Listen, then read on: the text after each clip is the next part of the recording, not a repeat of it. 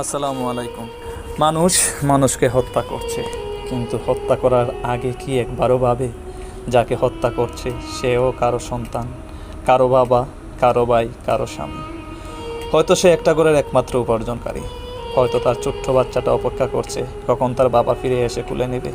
আর তার স্ত্রী হয়তো এখনও চোখে স্বপ্ন নিয়ে বসে আছে, কখন দরজাটি খুলবে, কখন তার প্রিয় মানুষটি হাসি মুখে ফিরে আসবে।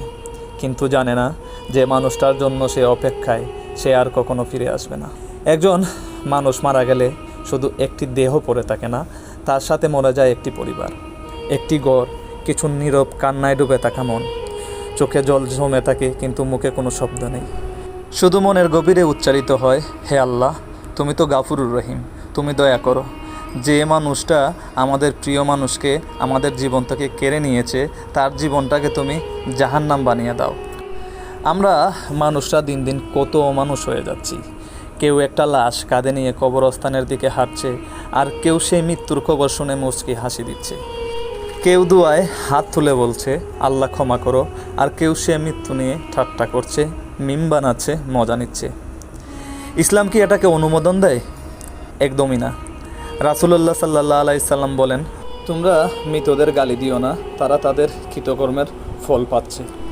মৃত্যুর পর মৃত মানুষকে নিয়ে হাসাহাসি করা, অপমান করা, এটি মৃতের অসম্মান, ইসলামের চোখে অনেক বড় গুনাহ। চিন্তা করে দেখুন তো কি হয়ে গেছে আমাদের অন্তরের। মৃত্যুও এখন আর আমাদের স্পর্শ করে না। আমরা কি এতটাই পাথর হয়ে গেছি?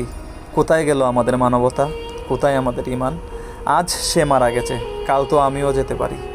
অথচ আমরা মৃত্যুকে বানিয়ে ফেলেছি চায়ের দোকানের হালকা কথাবার্তা, হাসির উপকরণ, সামাজিক মিডিয়ার কন্টেন্ট। ইসলাম কি বলে মানুষ হত্যা নিয়ে?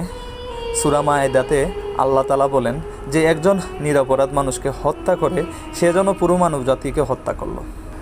আমাদের প্রিয় নবী হযরত মুহাম্মদ সাল্লাল্লাহু আলাইহি সাল্লাম বলেন, কিয়ামতের দিন সব গুনাহ মাফ হতে পারে, কিন্তু অন্যায়ভাবে কাউকে হত্যা করলে তা কখনোই মাফ হবে না, যদি নিহত ব্যক্তি ক্ষমা না করে। কাউকে খুন নয়, কাউকে অপমান নয়, বরং জীবন বাঁচানো, ক্ষমা করা, শান্তি ছড়ানো, এটিই হলো ইসলামের মূল শিক্ষা। শেষ কথা, যদি একজন মুসলমানের মৃত্যুতে তোমার চোখে পানি না আসে, বরং তুমি তাতে হাসো বা মজা পাও, তাহলে মনে রাখো হয়তো তুমি এখনও জীবিত, কিন্তু তোমার হৃদয় মরে গেছে অনেক আগেই।